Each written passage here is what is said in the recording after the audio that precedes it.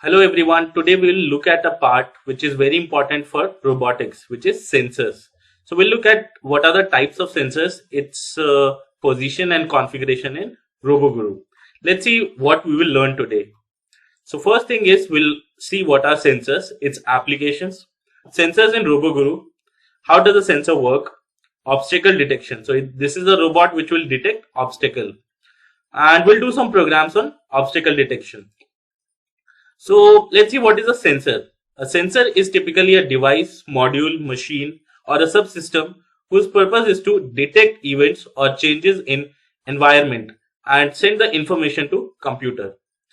So there are different types of sensors. So there are temperature sensor, there's proximity sensors, IR sensor, pressure sensor, light sensor, and even there are different other sensors. So a sensor again is a device which detects change in environment. So this change in environment could be related to temperature, pressure, maybe it could be light, uh, it could be humidity, and it could be certain events also.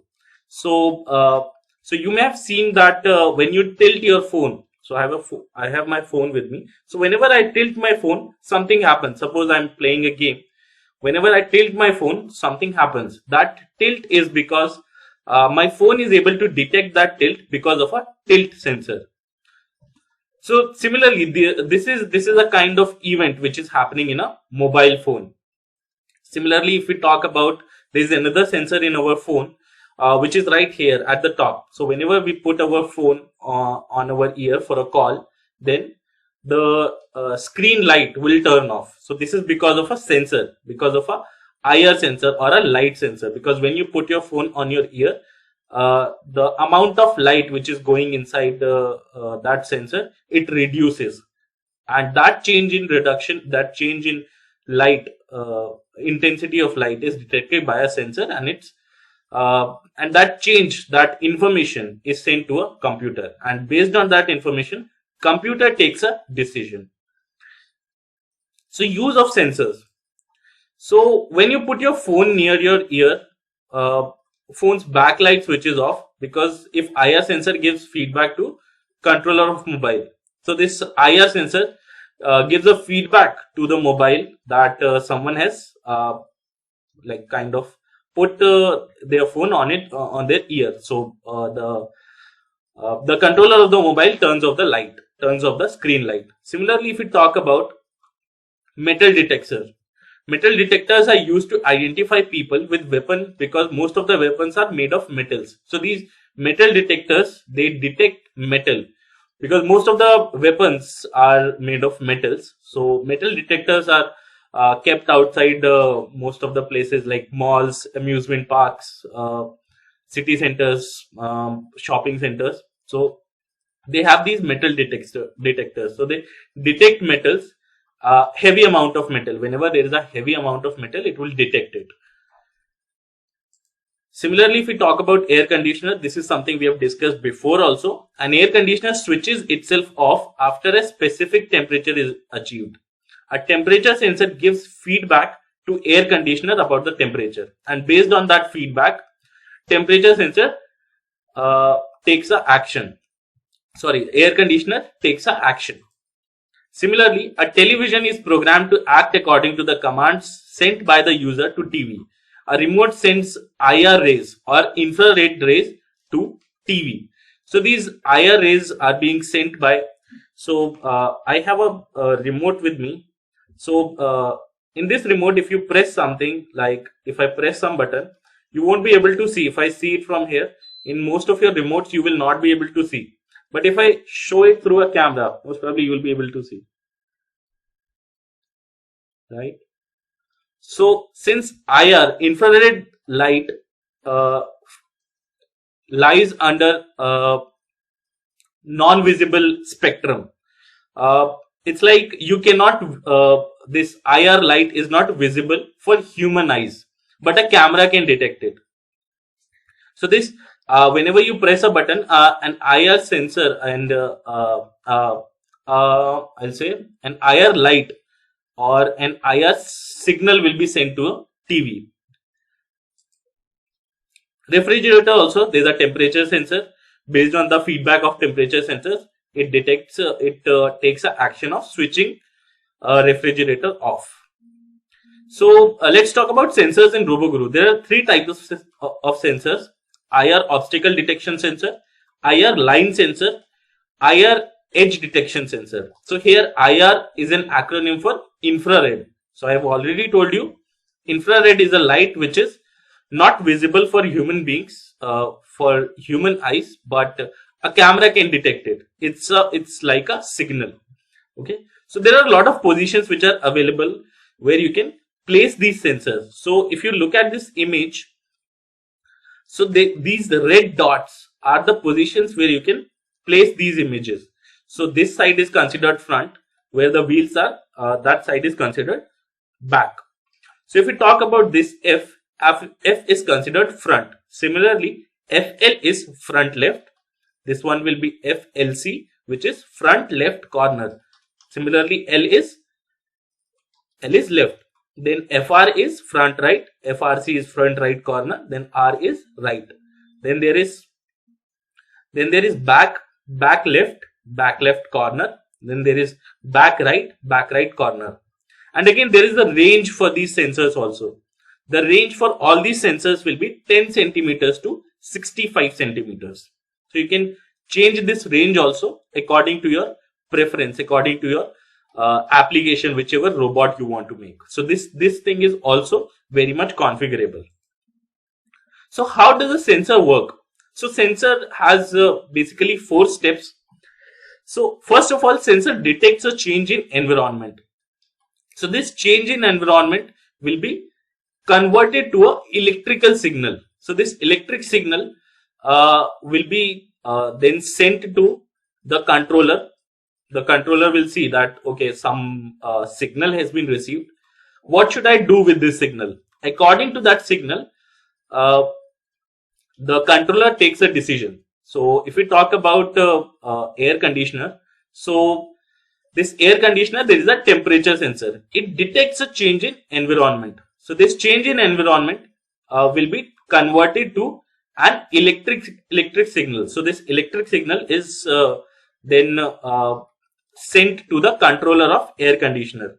So this because based on the electronic signal, the controller of air conditioner takes a decision whether to turn off AC or not. Let's see how does the obstacle detection works. An IR obstacle detection sensor mainly consists of an infrared transmitter and an infrared receiver. So there is an infrared transmitter which sends infrared rays, and there is a receiver also which receives the amount of light. So if we talk about suppose there is a so there are two, you can say, two bulbs or two kind of bulbs will be a better word. Two small LEDs are there. One acts as a IR transmitter. The second one acts as a IR receiver. So suppose there is an object in front of the sensor. Suppose this is an object in front of the sensor. So what happens is IR transmitter will transmit certain rays, which is infrared rays, and it will strike on the object and it will reflect back.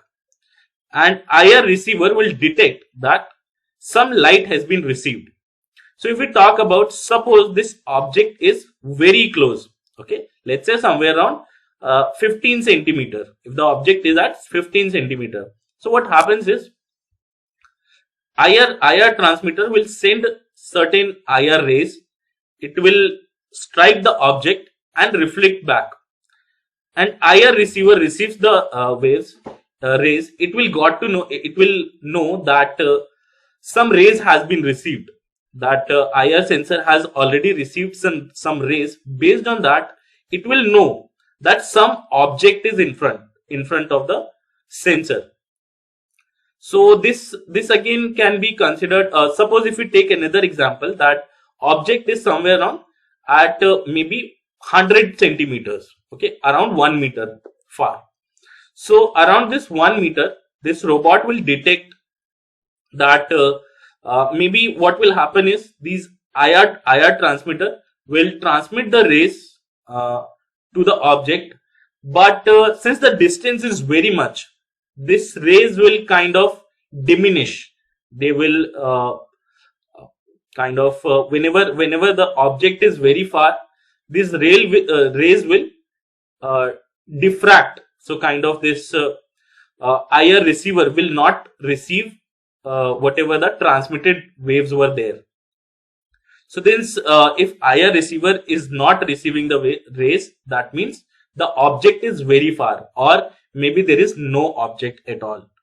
So IR sensor is typically something, if IR sensor as an obstacle detector is something, if the object is very near, IR receiver will receive certain rays, certain signal from IR transmitter. If the object is very far, IR receiver will not receive anything, and it will give a signal that there is no object in front of the sensor. So let's look at a program. So first we'll write a program to make robot move forward until obstacle is detected, and stopping the robot once the obstacle is detected.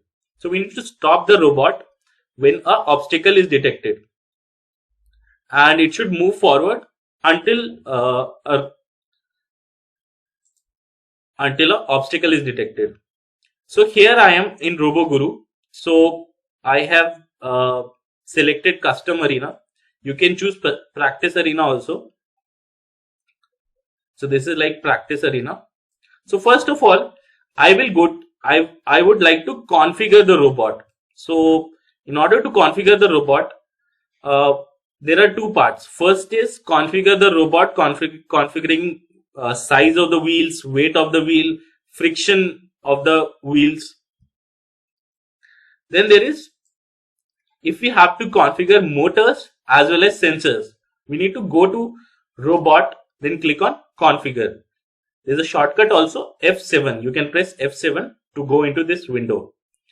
So here there are 9 sensors available. So I can connect 9 sensors at a time, maximum 9 sensors at a time, so that whatever my application is, that can be fulfilled. Similarly, if you go to motors, there are 4 motors available.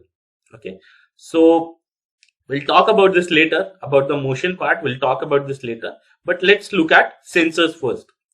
So we'll select IR sensor. Then there are positions. So as I've already told you, there are 12 positions available for connecting these sensors. So since I want the robot to move forward, I'll select the front position. Since the robot is moving forward, the sensor should be in the front and it should detect. So here I will choose as an obstacle sensor. This is also open, so I will close this. So there is one sensor, one IR sensor. Its position is F, which is front. Its type is obstacle sensor. So I will just save it. So here if I zoom, so you can see that there is a sensor pointing in the front of the robot. So if you want, you can change the range of the robot also. Here also, if you look closely, there are 2 dots. One acts as a receiver, one acts as a transmitter. So this one is acting like a transmitter, the other one is acting like a receiver. So if I double click on this, I will be able to change or vary the range also. So I'll just click on the sensor and I can like scroll this also. You can see the ranges increasing and decreasing. So if I can decrease and increase also. Similarly, I can type here also. So I'll choose a range of somewhere around 15 centimeters. I'll save it. So my task is that robot should move forward until the wall is detected or an obstacle is detected. So whenever this sensor detects that there is an obstacle or there is a wall in front of the sensor, the robot should stop. If it's not detecting a wall, it should keep on moving forward. So let's move ahead and write the program. So first we'll see Main start and main end are very important for writing a program in RoboGuru. So since we are using one more thing, whenever you're using a sensor and a switch, I've already told you in previous classes that whenever you're using a switch or a sensor, you have to use repeat loop. It's mandatory because the because RoboGuru needs to keep on checking again and again if some. So I've told you that repeat loop is very much required whenever we are writing a program which involves switch or a sensor, because RoboGuru needs to check again and again if there is a change in position of switch, or if there is a change in sensor, if sensor has detected something. Because if we don't add repeat loop, it's going to check only once. Since it has to happen again and again, there should be repeat loop. So I'll just quickly go to move and add a forward command. After that, I'll go to conditions. Since there's a condition involved that if robot or if sensor detects a wall or an obstacle, the robot should stop. Otherwise, it should move forward. Okay. So what we'll do is, let me just remove this. So in terms of condition, so I need to add a condition. I'll go to condition. I'll add if. So in terms of condition, I will add a sensor. So in order to add a sensor, you need to go to C. So this is how robot C. There is a front. So front is available. It's called F is obstacle. So what is the condition? If F is obstacle, what should happen? The robot should stop. So here after this, I'll add an instruction to make robot stop. Then I haven't added anything that about moving robot forward. So I'll add a else. I'll go to else. Here in else, I will add forward command. So what is the command? What is the program? That if F is obstacle, if this front sensor detects that there is an obstacle, the robot should stop. Otherwise, it should keep on moving forward. Let's try running this program. Let's see if it works or not. So I've already told you, whenever you're running a program for the first time, it's going to take time. After running the first program, it's going to be little faster. So it's compiling the code, and we'll see if the program works or not. So our program is something like, if our robot detects a change in environment in the event. So this event is detection of wall. If our sensor detects a change in obstacle, if it detects that there is a wall in front of it, it should stop. Otherwise, it should keep on moving forward. So let's see if our program works or not. It's preparing the simulator. Let's wait for some time.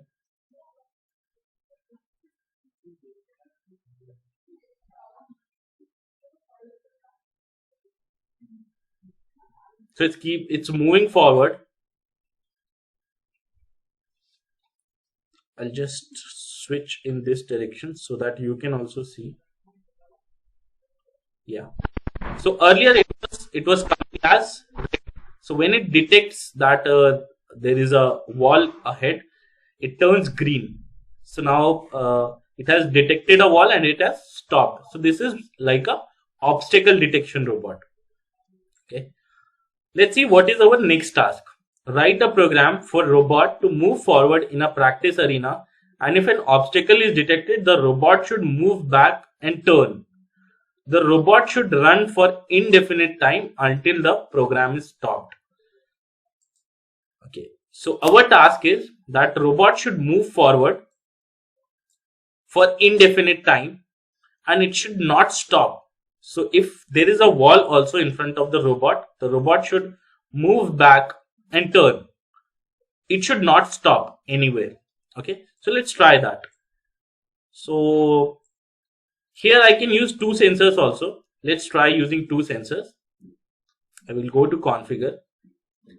I'll add another sensor, but I will change the position. Let's use FL and FR. The second one also I'll use as an obstacle sensor. I'll just save it. Okay, so here also you can see that there are two sensors available. Okay, so let's try building the program. So our task is, first of all, that if F is an obstacle, I will add a OR operator. So if any of the sensor detects that there is an obstacle ahead, then I have to change this also, or I can write FL also here. So if FL is obstacle or FR is obstacle, here I have already told you, you need to be very careful with the brackets.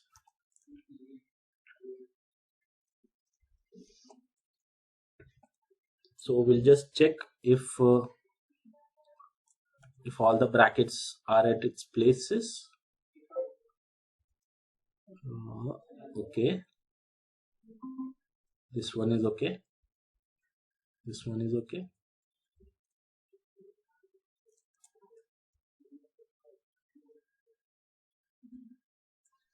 Yeah, I'm not sure if this is okay. Let's try it first. So instead of this stop, what I'll do is the robot should move backward for some time. We'll add a delay of let's say 500 milliseconds. Then we'll add a hard left or a hard right, anything you can take. Then we'll add a delay for maybe 900 milliseconds or maybe 1500 milliseconds, so that it turns at least 180 degrees, or else it should be moving forward. Not sure if this runs. Let's see if compiling happens. Yeah,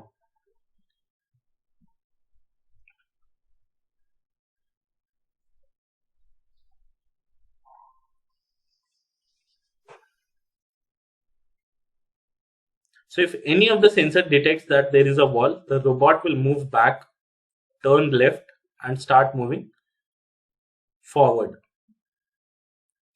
So in this way, the robot is going to be running for indefinite time. It will be moving for indefinite time. So I'll just quickly change some things. Let's say I'll change this 1500 to 900, so that we can see some more changes. So here you can see the compilation of code is happening little faster, because this is not the first time we are running the program.